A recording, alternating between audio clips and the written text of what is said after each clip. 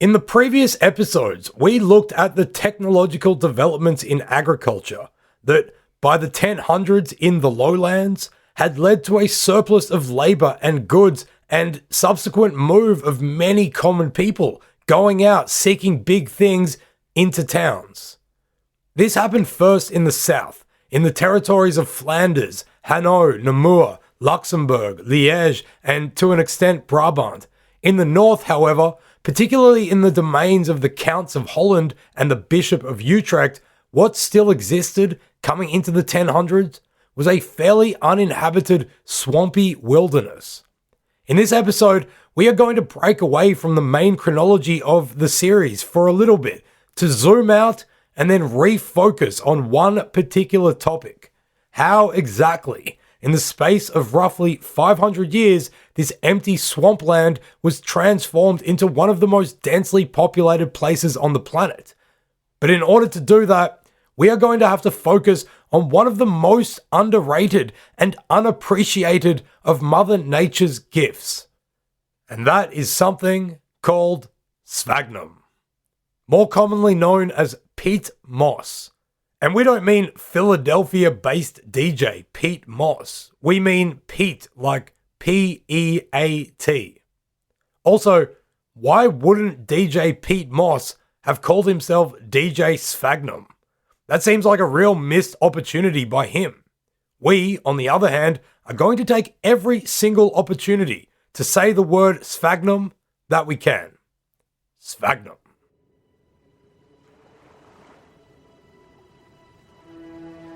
Welcome to the history of the Netherlands, where we explore the events and characters that, over time, have transformed a swamp into an amazing modern marvel.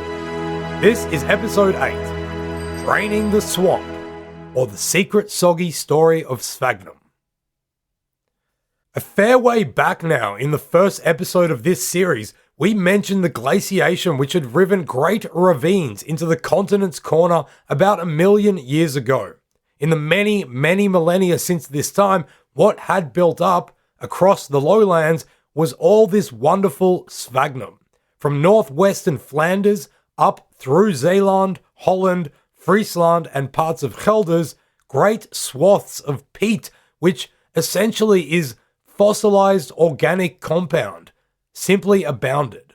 For most of its history, the landscape of the lowlands was one of rolling hills of ancient, ever-accumulating, rotten vegetation of a veritably sponge-like composition which covered the terrain. Some of it would have reached to around 4 meters above sea level. Moss, fungi, grass of different types and in varying stages of decomposition lay like a giant, green, turfy-smelling souffle on top of an indented landscape. We must be careful here, as if now ourselves wading into something dark and mysterious so that we do not get bogged down in what is actually a mire of palestrine peculiarities. Importantly, there are two main groupings into which peat is categorized. Firstly, there are fens, which is peat that is exposed to mineralized and more alkaline groundwater, and therefore creates a lush, species-rich landscape that can thrive off of all of those minerals. The other, which in our area was much more abundant peat, is bog. It is fed only by rainwater, so is more acidic and less mineralized than fens, leading to less fertility. It's pretty damn difficult stuff to get around in. If you imagine a wet depression in the landscape, which is actually a fairly accurate description of wintertime in the Netherlands, first there would be a layer of groundwater at the bottom of it, upon which fens would grow. Once the fens had grown high enough, it would become separated from the groundwater, at which point our current favorite thing, sphagnum, takes over.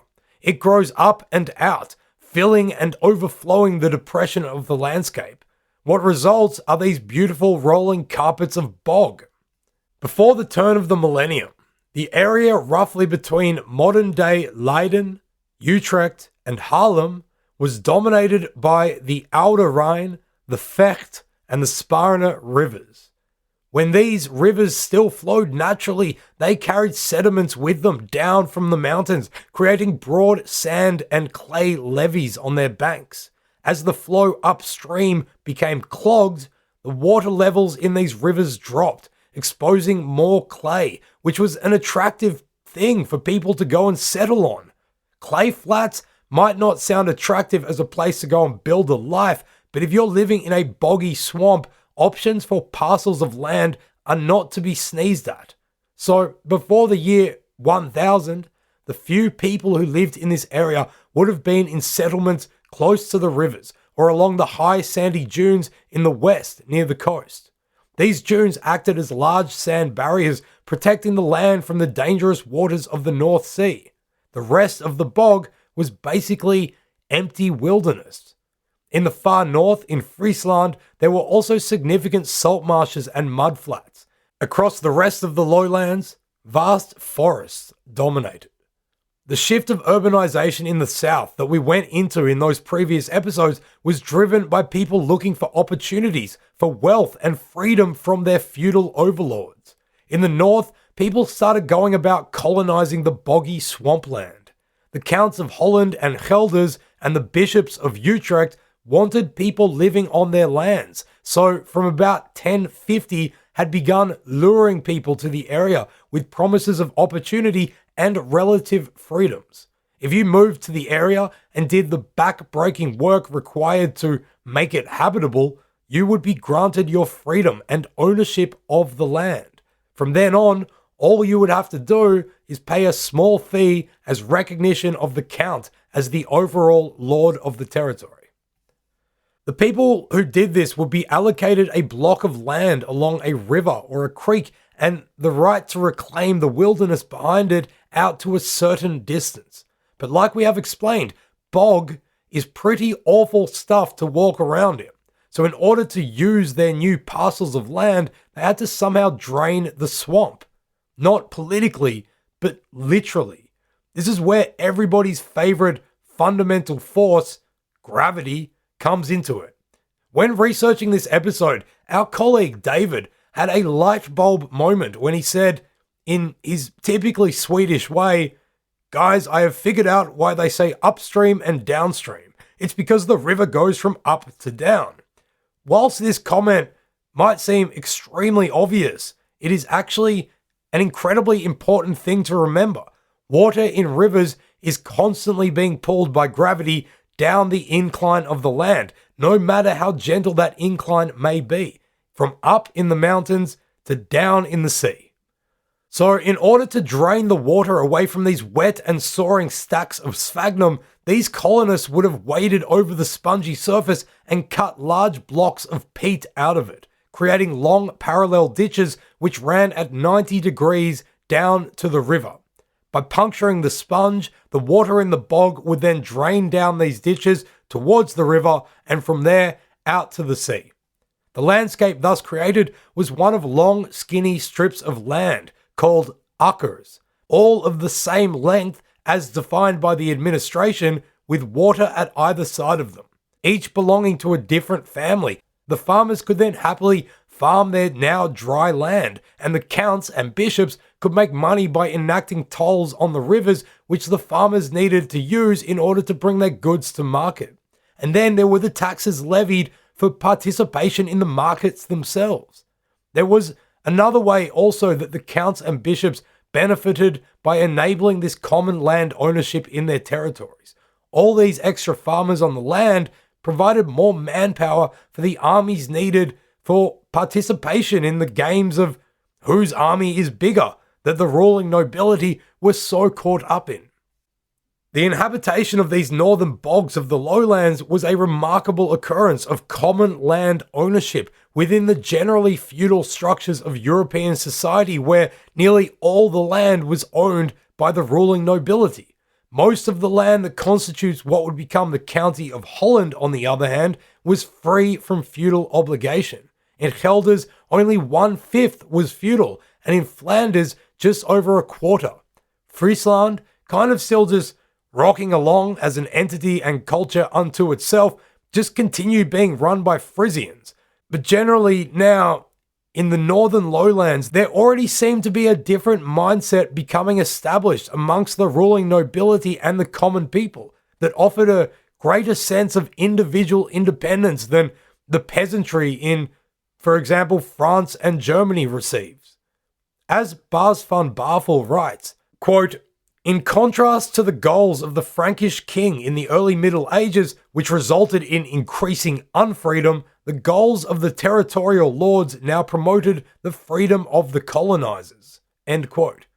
Or another way to look at it is that nearly 200 years before common people in Britain would be able to extract some level of legislative recognition and freedom with the Magna Carta in 1215, the ruling nobility in our beloved swamp was already trading freedom for taxes. It can be argued that here were sowed the seeds from which modern free societies would grow, and the eventual demise of European nobility originated. So this might all seem like it's going along splendidly. Unfortunately, however, this happy situation would not last long because a couple of sphagnum-related things were already happening. Through this increase of agriculture and the ditch digging that was required to create these strips of farmland, what had begun was a process of subsidence on the sphagnum surface soil of the north and west of the lowlands. The raised boggy peat had begun to shrink as it drained out and oxygen set about rotting its insides. Furthermore, dried peat is a pretty handy fuel, and so people already for ages had very often just farmed peat. They would continue to dig it up into lots, dry it out, and cart it off to market. People would buy it and, by burning it, would heat their hearths and homes. As this increasingly populated bogland began to sink, the ground level started moving closer to the surface water, and everything just gradually became wetter. Essentially, the giant mossy peat souffle that covered much of the lowlands began to transform into more of a terrestrial trifle. That's a pretty good analogy, right? Another major effect of living in this swampy river delta was becoming clear by the mid-1100s. The area that included essentially Holland and the southern Utrecht bishopric domains was a part of the Oude Rhine and the Vecht river systems. These rivers had historically been some of the major depositing points or the biggest mouths of the Rhine. They were now well on the wane, however. Natural sedimentary deposits had created these clay flats which had become attractive for farming. That meant that there were more drainage ditches that needed to be dug. Also, human-built dam structures upriver, that's back where the river is coming from, Dave, generally clogged the Oude Rhine and the Vecht system up and slowed the rivers down until they were eventually cut off from the Rhine altogether. As the river system became clogged upstream and the flow of water had decreased, the Oude Rhine eventually lost its ability to push through the sand dunes at the coast near the town of Katwijk. When the mouth of the river eventually closed up in around 1150, the river was cut off from the sea with nowhere left to go. So it started to seep out into the farmlands on its sides and now threatened all of the people who had just moved to these newly colonized lands. Faced then with a stream of oncoming water that was slowly filling their land, the farmers of Holland demanded that something be done.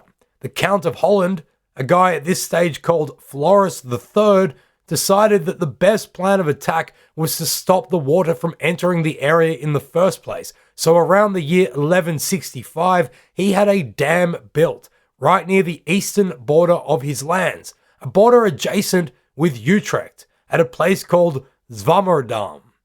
This is a fine example of taking your problem and turning it into somebody else's. As you can imagine, it wasn't a good solution at all for people living on the Utrecht side of this dam, and it mightily annoyed the Bishop of Utrecht himself. Large areas of land became inundated, and the people who lived there couldn't simply be moved to other spots because by now there were no further areas available to be given out for farming. This dispute between the Count and the Bishop became so intense that the issue actually rocketed up the imperial chain of command, and it took a visit by the emperor himself, Frederick Barbarossa, before the matter became settled. He ordered that the dam be removed. This, however, did not remove the problem. Talking about problems which can't seem to be removed, here's an ad break. We'll be back soon.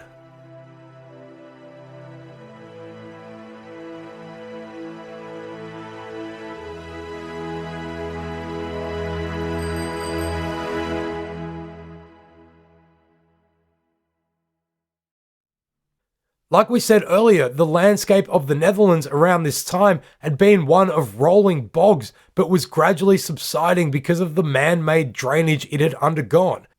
We've mentioned this once before, but it is important to remember that there was a gigantic lake in the middle of the lowlands, known in Roman times as Lake Flavo, but more commonly as Almere. Al is a Dutch word for eel, so its name pretty much means Eel Lake. Delicious. Almere was surrounded by peatlands and had a small river running out of its northern side called the Vlie, which was Almere's only connection to the sea. Throughout the centuries, the lake grew for various reasons. First of all, the water at its shores would have eroded the peat surrounding it. Additionally, the Frisians, who had already begun constructing dikes around the coast by this stage, had also chopped out a lot of peat for use as fuel right near the Vlie, which further weakened the boggy land.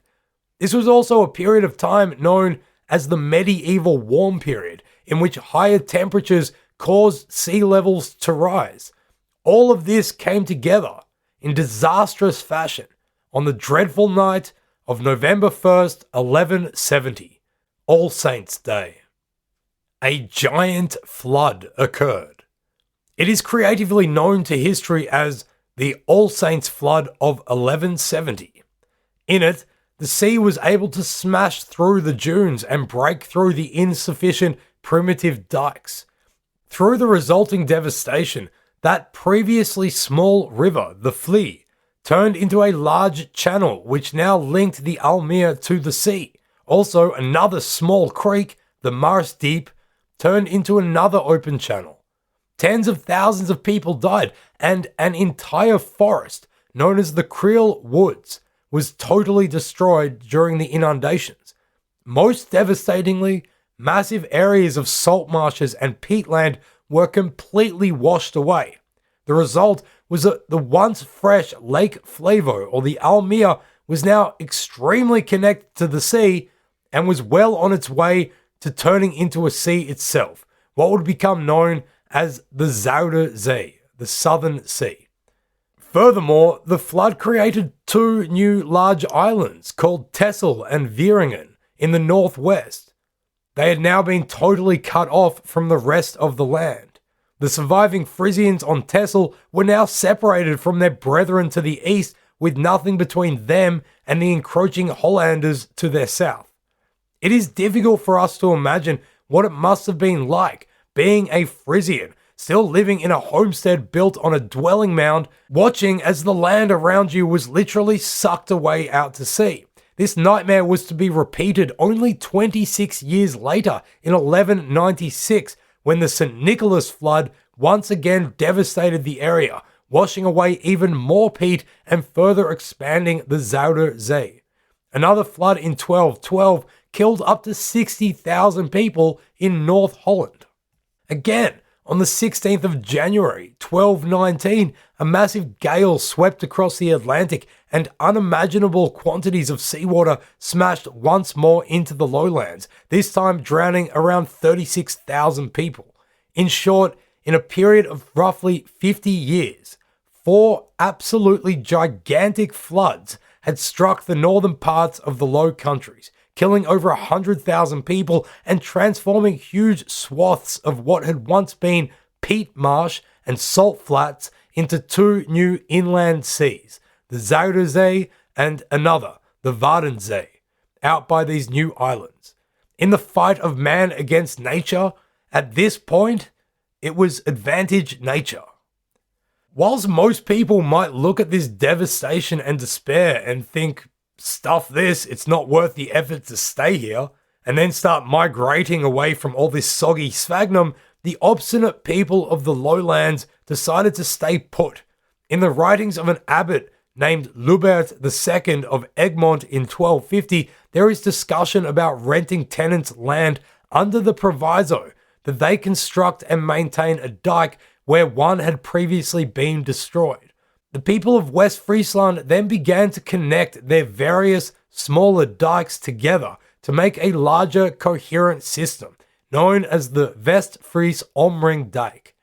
This construction essentially turned West Friesland into an encircled, protected area between the North Sea and the Zuiderzee.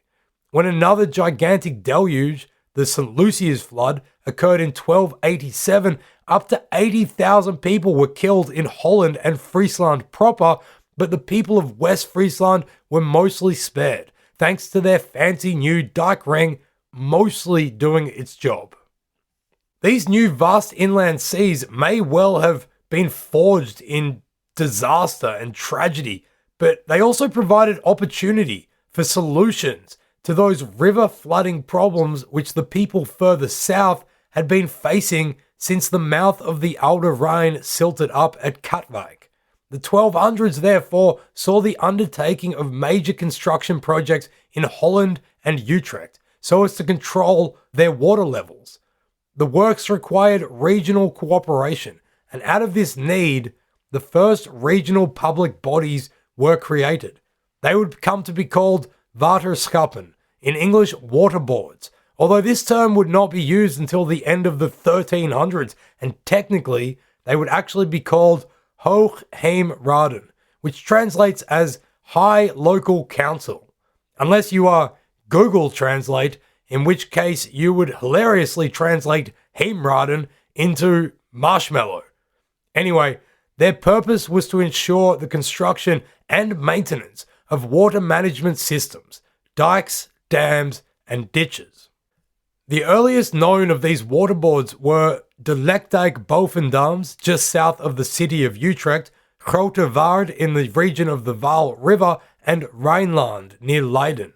The ever-growing number of people in the lands south of the Zuiderzee all had a vested interest in anything that would both stop water coming from it and also allow them to release water into it.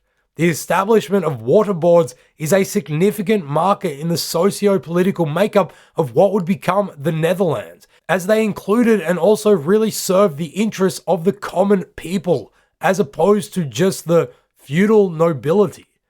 Essentially, the farmers of each village had been required to conduct their own drainage of bogland, as we went into earlier.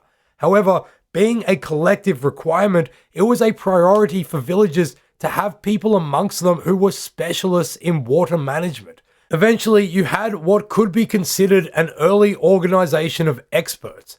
As the need for larger systems came about, following the huge floods from the 1160s onwards, groups of these specialists in different villages united to cooperate. For leaders of any general community, this coordination was of an absolute priority, and so waterboards came into being out of public cooperation. The Rijnland Water Board, for instance, emerged out of the unification of 15 of these different groupings of specialists. There came to be what were called dike roles in the upkeep of the systems. There was a collective group, the dike chair, which consisted of a dike count as the top dude of the hydro hierarchy, but with varying levels of power and influence in different times and regions. Then there was also a college of judges who decided on judicial dike-related matters, like handing out fines for lack of dike maintenance, as well as an administrative body that established whose role was whose. Landowners were primarily responsible for dikes around their property, and the responsibility for commons was shared accordingly. If you were one of these land-owning farmers, the dike count would come and visit you 3 times a year.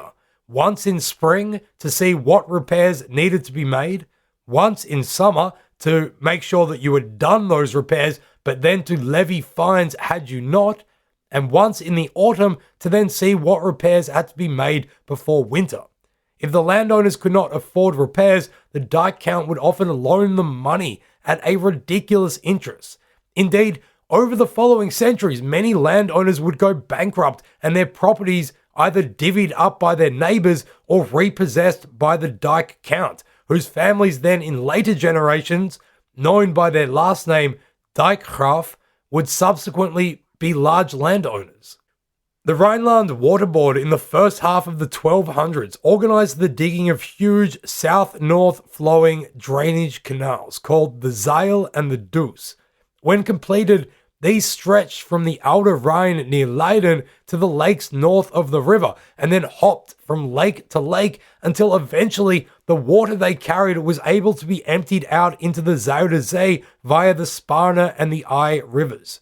This was actually the solution that had been mediated by the emperor between the Count of Holland and the Bishop of Utrecht to ensure the removal of that damn dam on their borders. Although these new works were in Holland, the Bishop of Utrecht was therefore required to also cover part of the costs. Different technological innovations also emerged out of all of this industry. Something called the klepdijk was invented, which was a dike or a dam with a kind of tunnel running through it and a door on the seaside that would only open outwards. River water from the inhabited areas would run through the tunnel and push the door out, allowing for the drainage of water into the sea when the sea was at low tide. If the sea, however, was at high tide, then the klepdijk door would slam shut and there would be no breach of the tunnel. At the points where these great drainage waterways fed out towards the Zuider Zee, dams were built with klepdijks and the water level started to be controlled. This was happening all over the northern lowlands and in a series of different projects that were designed to just get rid of that damned water. You only have to look at the list of Dutch cities and towns today that end in dam, which all find their origin at this time, to see it. Rotterdam, Spandam, Durgedam, Zaandam, Volendam, and Monnikendam are a few examples of places that originated as commonly fishing villages where people built dams. Maybe we've forgotten one or two. Not far east of the river Sparne, another drainage ditch, also running south to north, had been dug, perhaps already just after the All Saints flood of 1170, by joining two little rivulets together. Before it had been created, the southern branch had actually flowed in the opposite direction from north to south due to the rolling boggy landscape, whereas the northern branch had flowed into the Almeer come Zuider Zee. Once connected and the whole drainage system completed, the flow of the southern branch changed course to now flow north, ensuring that the surrounding farmlands remained as dry as possible. This big drainage ditch / river was known as the Amstelle, which is a Germanic conjunction of two words, Ams meaning water and Stella meaning location, position, or place of. The place of water is not a very imaginative name for a river, but creative naming was not a priority for these people. Keeping life dry was. Remembering that this whole system involved draining land south of the Zuider Zee in Holland and Utrecht, digging these big ditches and then damming them at the end and controlling water levels, the dam built at the end of the Amstelle was constructed by those living in one of those fishing villages on the coast of the Zuider Zee. Like all those other places we mentioned, Amstelledam, or Amsterdam as it is today known, began for just such a reason. There was more than one kind of dam too. There are those that block and control water, and there are sluices or ship locks, which also allow ships to pass through, but which were less reliable against flooding and also more expensive to build. In addition to the dams releasing water that ran south-north into the Zuider Zee, dikes along its coast running east-west also had to be built. Although each village would have organized its own initial defensive dike, a connected dike ring became clearly necessary. There is no point in just one village building a flood wall when the whole place around is sinking and water can just flow in on your flank and drown you anyway. What was created then was a dike, dam and sluice system that connected the fishing villages that dotted the Zuider Zee coast. Similar, if we're honest, to what had been done in Friesland already a century before and was being done in Flanders as well. Here, the whole thing required the cooperation of different people in different villages and regions, and between the Counts of Holland and the Bishops of Utrecht. It was in everybody's interest that these systems were built and also maintained, and a vast majority of discussions about water management would have revolved around negotiating the needs and requirements of these different peoples and communities in the various villages. For instance, Haarlem, located on the river Sphagnum, was rising quickly. Knights from Haarlem had actually covered themselves in glory on a crusade in Egypt, so the Count of Holland gave the town a bunch of honors in the 1210s, and then it became one of the earliest settlements in that area to be given city rights, which it received already in 1245. It was also establishing itself as a prominent trade town in the region. A little bit north of Haarlem, at the mouth of the Sphagnum, was Spandam, a fishing village whose main interests were to ensure the control of water running from the south and to stop water coming in from the north. The Count of Holland, around 1255, gave permission to Haarlem for a shiplock to be built, but this outraged the Heemsraad, that's waterboard, not marshmallow, administration in Spandam, who objected loudly.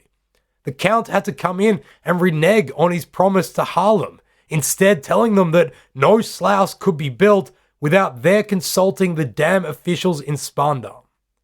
And so, once again, this general priority of everybody to just not drown forced the people who at this stage were living in different villages across a sizable region of our beloved boggy swamp to work with each other.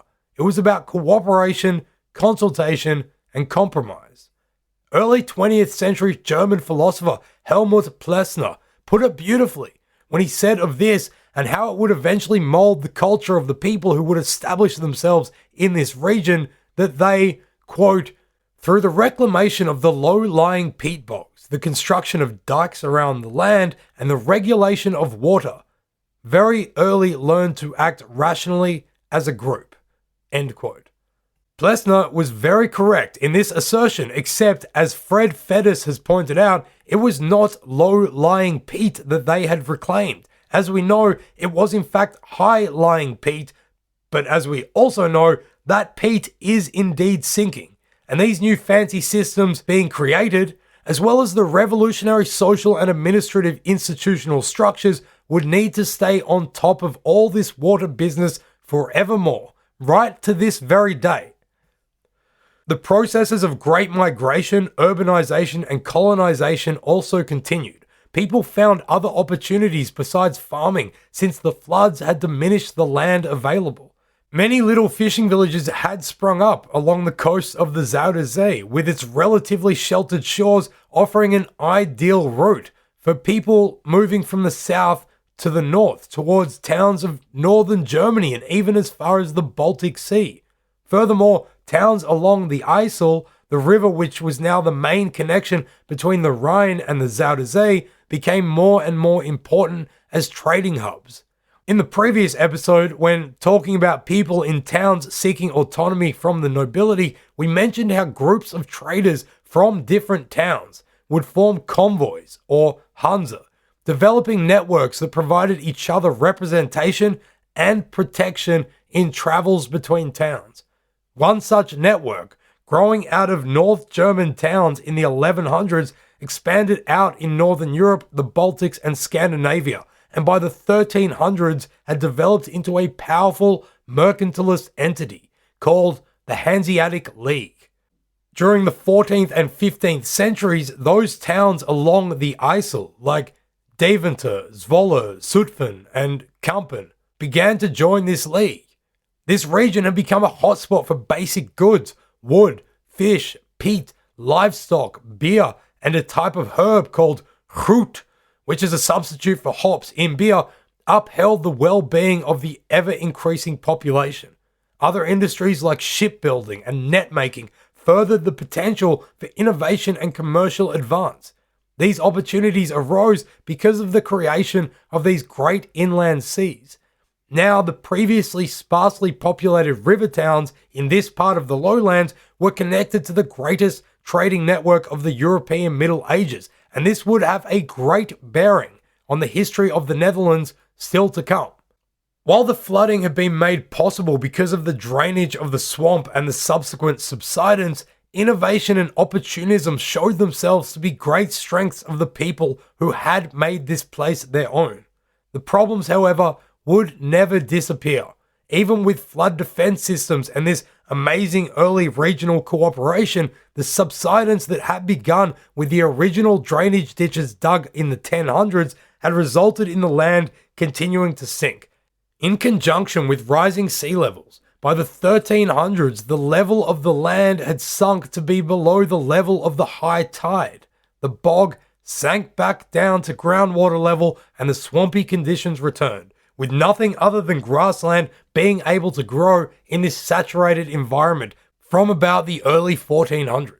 Bizarrely, sediments had also built up on the riverbanks and made the rivers now sit at a level higher than the land around them. This was not a safe situation, and it would take a new technological breakthrough, one which would move water in a way that it doesn't really like to go from down to up, Dave, to solve this problem. And to do this, you need something to pump the water. Which brings us to today's Bet You Didn't Know That Was Dutch. Indeed, the word pump comes from the Dutch word pomp, which means to pump. From the 1400s onwards, the lowlanders will be vigorously pumping themselves silly, continuing on with this age-old tradition of collectively not drowning. We hope you've enjoyed this rather long, meandering explanation of the beginnings of systematic water management in the Low Countries. In the next episode, we're going to jump back to where we left off our general chronology around the latter half of the 1100s. From there, we will then set off on a path exploring how the whims and agenda of various groups, the ruling nobility of the lowlands, the rising mercantile patricians in towns, the sovereigns of the major European powers, the church, and the lowlander common people, all intertwined in the continued composition of the history of the Netherlands. Thanks for listening to History of the Netherlands. You can get detailed show notes at our website, historyofthenetherlands.com. From there, you'll be able to find other podcasts and projects that we've created. This is a production of Republic of Amsterdam Radio.